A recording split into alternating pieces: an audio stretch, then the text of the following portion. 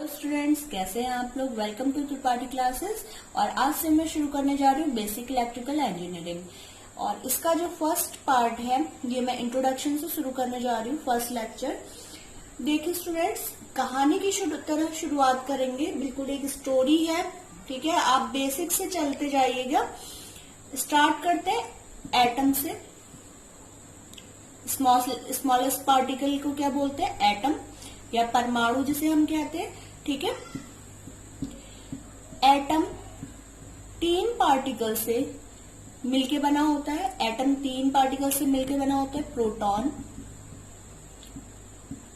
Neutron, electron.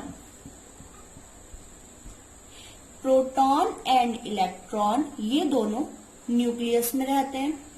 Proton और neutron दोनों nucleus में रहते हैं और इसके बाहर की ऑर्बिट में या कक्षा में इलेक्ट्रॉन्स मूव करते हैं। इसके बाहर की ऑर्बिट में इलेक्ट्रॉन्स रहते हैं। अब प्रोटॉन की अगर बात करें, प्रोटॉन क्या है? Positively charge particle.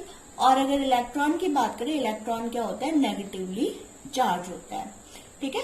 न्यूट्रॉन में कोई भी चार्ज नहीं होता है, ये न्यूट्रल रहता है, उदासीन रहता है। अगर हम ओवरऑल एटम की बात करें, एटम अपने आप में न्यूट्रल रहता है। क्यों? क्योंकि प्रोटॉन, नंबर ऑफ प्रोटॉन और नंबर ऑफ इलेक्ट्रॉन आपस में हमेशा इक्वल होते हैं। तो पॉजिटिव चार्ज जितना है उतना ही नेगेटिव चार्ज है और दोनों मिलकर क्या बना देते हैं?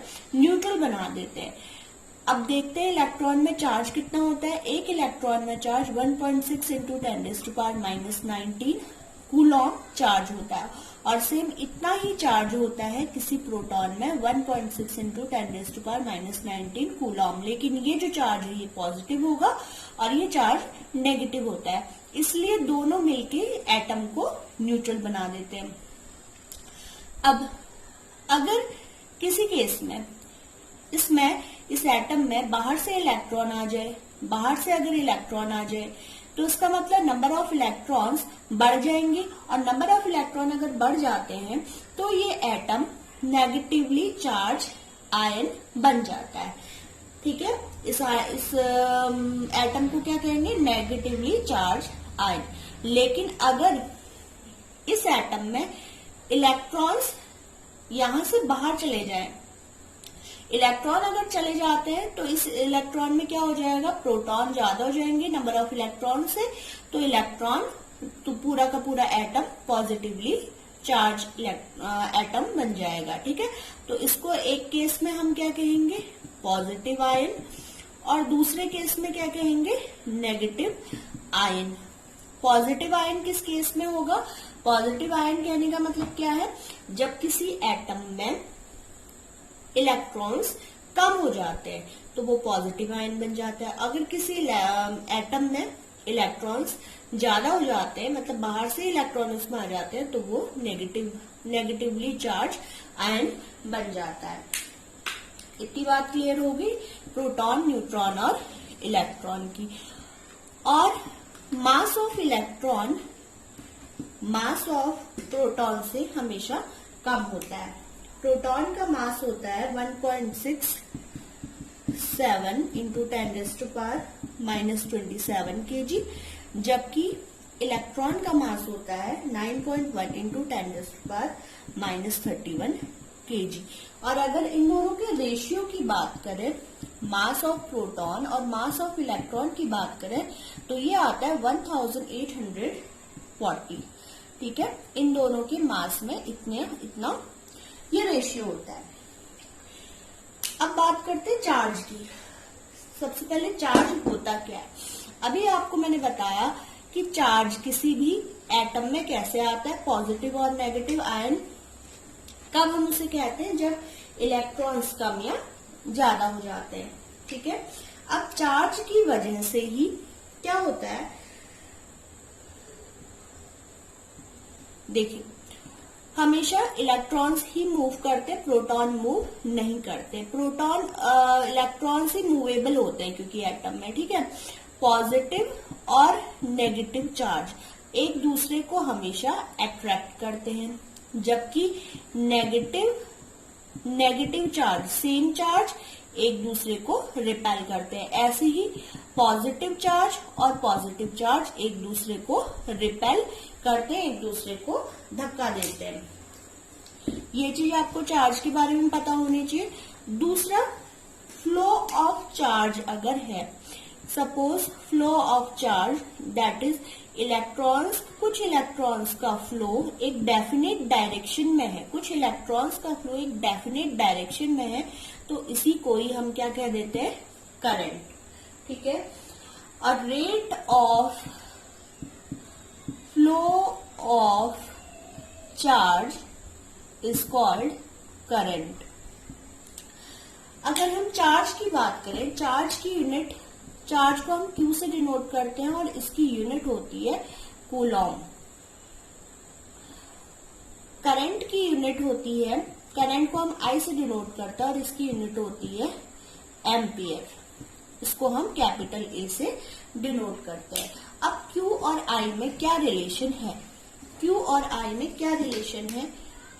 I equal to Q upon T, I equal to Q upon T, where Q is charge and T is time. इसके हिसाब से करंट की यूनिट एक और हो गई कूलॉम पर सेकंड। ठीक है, कूलॉम पर सेकंड को ही क्या कह रहे हैं, करंट कह रहे हैं। अब बात करते हैं डायरेक्शन ऑफ करंट की। डायरेक्शन ऑफ करंट, हम किस तरीके से डायरेक्शन ऑफ करंट डिसाइड करते हैं? देखिए, हमेशा इलेक्ट्रॉन्स मूव करते हैं और कन्वेंशनली जिस डायरेक्शन में इलेक्ट्रॉन मूव कर रहा है, इलेक्ट्रॉन के मूव करने की डायरेक्शन की हमेशा अपोजिट ली जाती है करंट की डायरेक्शन। आप ये कह सकते हो क्योंकि इलेक्ट्रॉन जिस डायरेक्शन में मूव करेगा उसके अपोजिट मूव करेगा पॉजिटिव चार्ज, तो आप ये कह सकते हो पॉजिटिव चार्ज के मूव होने की डायरेक्शन को ही हम क्या कहते हैं, करंट कहते हैं। कन्वेंशनली डायरेक्शन ऑफ करंट क्या है? करंट, डायरेक्शन ऑफ करंट क्या है? इलेक्ट्रॉन के मूव होने की डायरेक्शन के अपोजिट करंट की डायरेक्शन ली जाती है। ठीक है। अब बात करते हैं वोल्टेज की या पोटेंशियल की। वोल्टेज या पोटेंशियल किसको कह रहे हैं? वोल्टेज या पोटेंशियल। देखिए, सपोज एक यूनिट चार्ज है प्लस Q। यूनिट चार्ज को इनफाइनाइट से A पॉइंट तक लाने में एक चार्ज है यूनिट चार्ज प्लस Q, और इसको इनफाइनाइट से A पॉइंट तक लाने में सपोज W वर्क करना पड़ा, W जूल वर्क करना पड़ा, तो यहाँ पे पोटेंशियल या वोल्टेज क्या हो जाएगी? W upon Q। ठीक है, इसी को हम पोटेंशियल या वोल्टेज कहते हैं। अब इसकी यूनिट क्या होती है? वोल्ट। ऐसा यूनिट फॉर वोल्टेज इज या पोटेंशियल इज वोल्ट। और इसको एक और चीज कह सकते हैं हम, जूल पर कूलॉम, क्योंकि वर्क अपॉन क्या है? चार्ज। अब आप ऐसे भी इसको कह सकते हैं, suppose Q equal to 1 coulomb, जैसे कि मैंने अभी बताया आपको यूनिट चार्ज को। तो यूनिट चार्ज को जब हम शिफ्ट करेंगे तो यहाँ पे क्या हो जाएगा? V equal to W। इसीलिए कह रहे हैं इनफाइनाइट से A पॉइंट तक लाने में जितना वर्क किया जाता है दैट इज पोटेंशियल और वोल्टेज। अब बात आती है पोटेंशियल डिफरेंस क्या है? पोटेंशियल डिफरेंस किसको कह रहे हैं?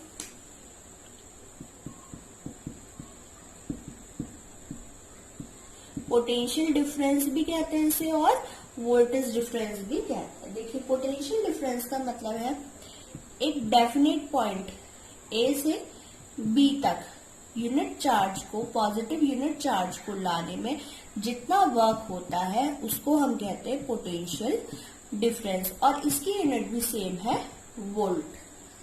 ठीक, इसकी यूनिट भी क्या है? वोल्ट है। लेकिन वो क्या था? पोटेंशियल इनफाइनाइट से एक पॉइंट पे लाने के लिए, और पोटेंशियल डिफरेंस एक पॉइंट से दूसरे पॉइंट तक लाने में जितना वर्क होता है।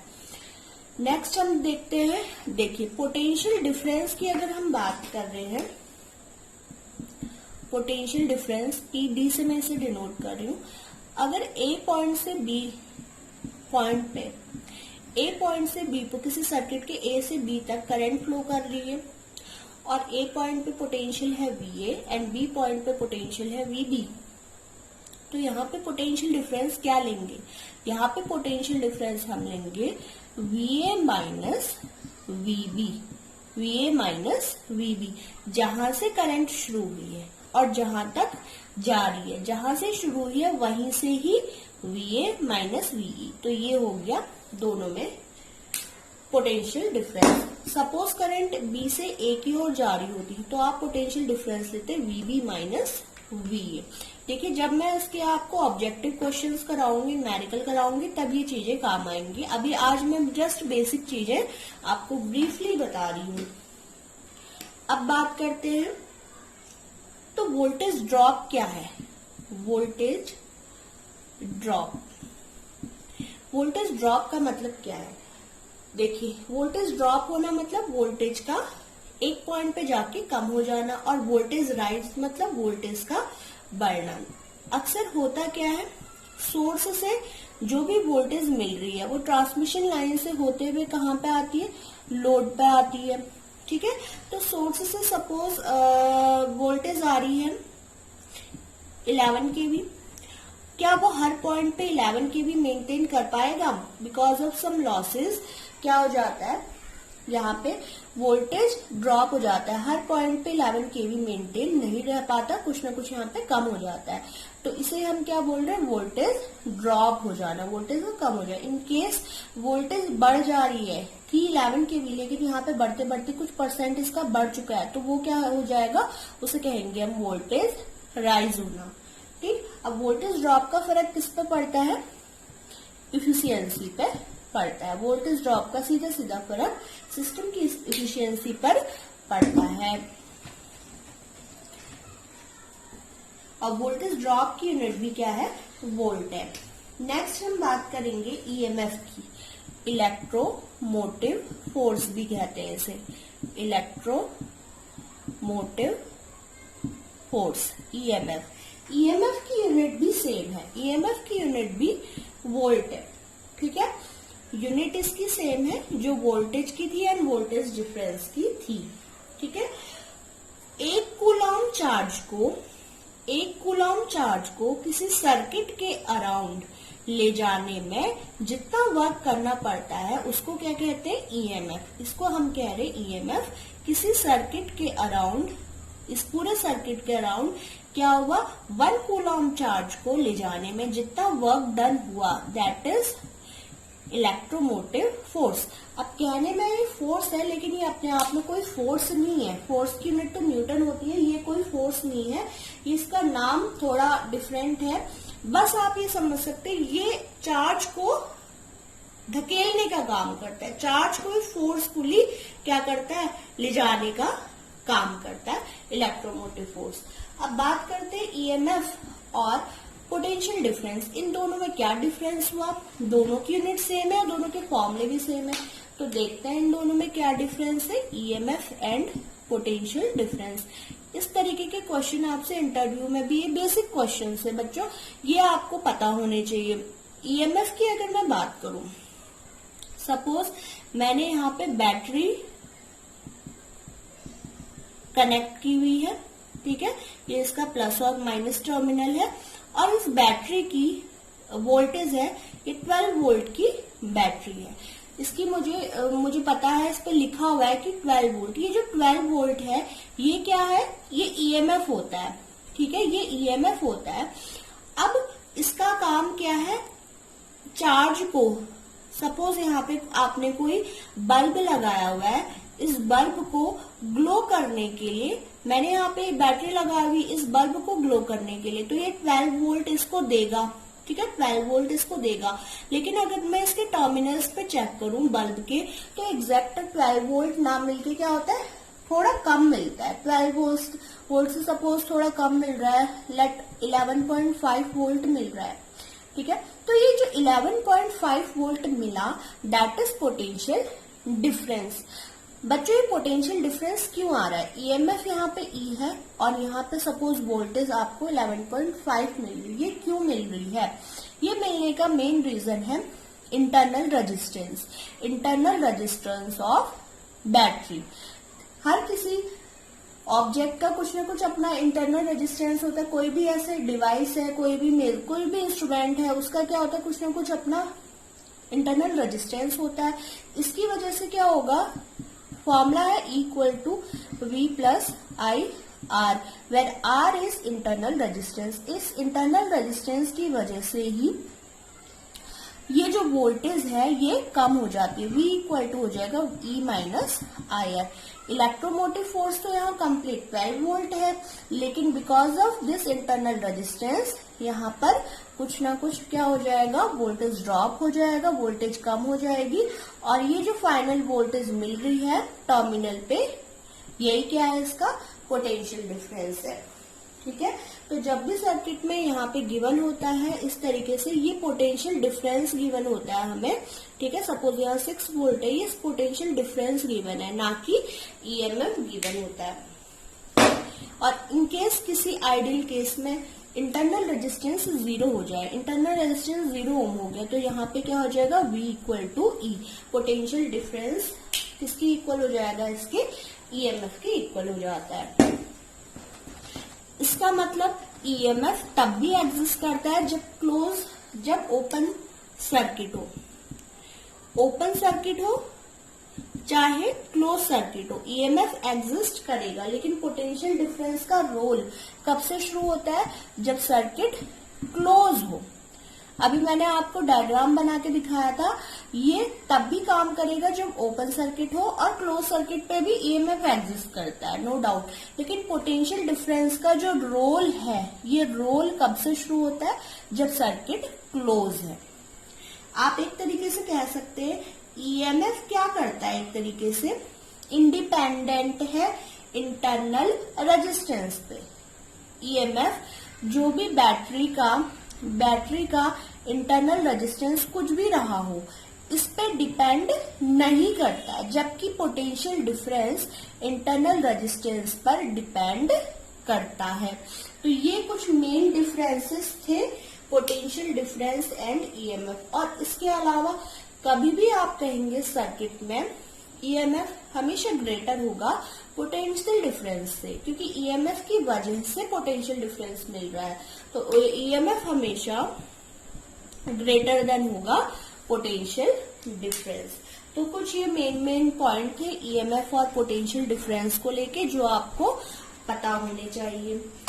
अब नेक्स्ट हम बात करते हैं एक टॉपिक, इसमें छोटा सा, बेसिक सर्किट हम किसको कह रहे हैं, ठीक है, बेसिक सर्किट की अगर बात करें, क्योंकि हम बेसिक इलेक्ट्रिकल इंजीनियरिंग पढ़ रहे हैं, अभी सर्किट से अभी आपका बहुत आगे पाला पड़ने वाला है। काफी सारे आप क्वेश्चंस न्यूमेरिकल्स मेरे वीडियोस में आप देखने वाले हैं, करने वाले हैं। तो आप बेसिक सर्किट के बारे में देखिए। सबसे पहले सोर्स होता है इसमें, बेसिक सर्किट में लोड होगा कुछ ना कुछ, और क्या होगा, 2 कंडक्टर्स। अब अगर सोर्स की बात करें तो सोर्स में भी कोई बैटरी कनेक्टेड हो या कोई जनरेटर कनेक्टेड हो, ठीक है।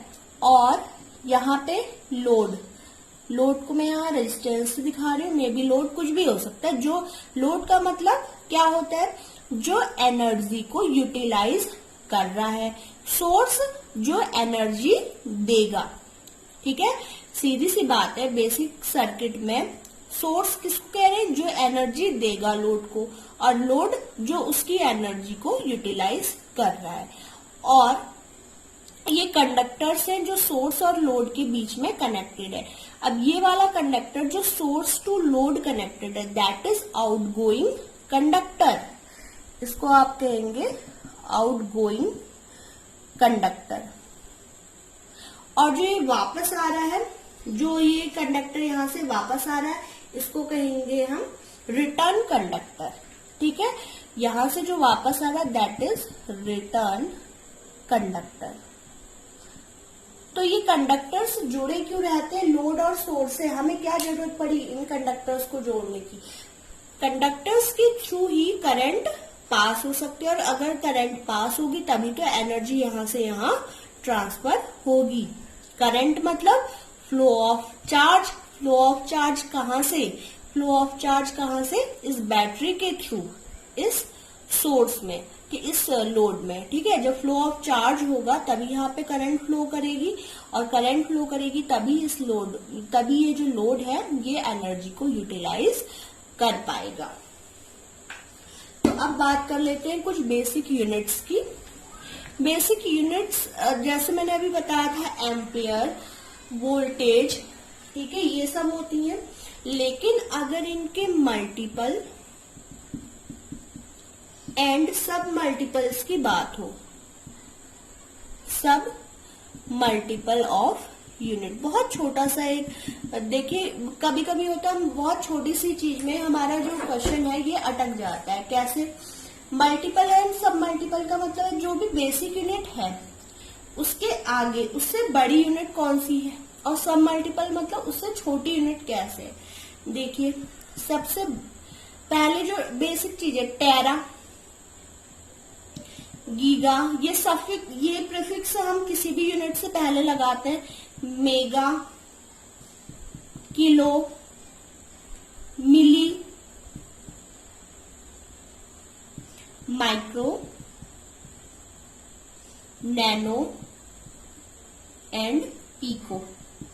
ठीक है, ये प्रीफिक्सेस हैं जो भी हम यूनिट से पहले लगाते हैं। सपोज मैं मिली एम्पियर की बात करी तो एम्पियर तो ठीक है, लेकिन मिली मतलब 10⁻3। अब इनके साथ ठीक है 10 की पावर कौन सी मल्टीप्लाई होगी? टेरा के केस में होते हैं 10⁻+12, गीगा के केस में होते हैं 10⁻9, मेगा के केस में 10⁻6, किलो आपको पता है 10⁻3, मिली के केस में 10⁻3, माइक्रो 10⁻6, नैनो 10⁻9 एंड पी को 10⁻12। अब इन्हें किस तरीके से रिप्रेजेंट किया जाता है? Tera means capital T, giga means capital G, mega capital M, kilo आप सबको ही पता है capital K, M, micro mu, nano N and pico is P. ठीक है, अगर मैं बात कर रही हूं 2 माइक्रो एम्पियर की, आप कैसे कन्वर्ट करेंगे 2 माइक्रो एम्पियर को? 2 मल्टीप्लाई, माइक्रो है 10⁻⁻6, तो 10⁻⁻6 इससे मल्टीप्लाई हो जाएगा, इतना एम्पियर मुझे एम्पियर में मिल गया। अगर मैं ऐसे ही 4 मिली वोल्ट की बात करूँ, आपको कन्वर्ट करना है ऐसे वोल्ट में, तो आप क्या करेंगे 4 मल्टीप्लाई 10⁻⁻3 वोल्ट। इसलिए ये प्रीफिक्सेस कौन कौन से होते हैं? ये है मल्टीपल्स और ये है सब मल्टीपल। मल्टीपल जो यूनिट जिससे क्या हो जाती है, बड़ी हो जाती है जिनके साथ, जैसे टेरा, गीगा, मेगा, किलो, और मिली, माइक्रो, नैनो, पीको जिसमें पावर नेगेटिव आती है, दैट आर सब मल्टीपल्स। ठीक है, जिनसे यूनिट्स क्या हो जाएंगी, छोटी हो जाएंगी। जो भी बेसिक यूनिट है वो छोटी हो जा रही है। एम्पियर है, एम्पियर से माइक्रो एम्पियर, तो ये छोटी यूनिट हो गई। तो बस यही चीजें थी, आज के लिए काफी है, इंट्रोडक्शन पार्ट था ये। नेक्स्ट हम पढ़ेंगे रेजिस्टेंस। आपको अगर समझ में आया तो आप इस वीडियो को लाइक कीजिए, सब्सक्राइब कीजिए, और आगे भी आपको इस तरीके से छोटे छोटे जो यूनिट्स है, छोटे छोटे पार्ट्स है, उनमें आपको वीडियोस मिलती रहेंगी। और आर.के. राजपूत के जितने भी ऑब्जेक्टिव क्वेश्चन है उन सबको हम इसमें सॉल्व करेंगे। पहले थ्योरी कुछ दिन चलेगी, उसके बाद objective question. Thank you guys.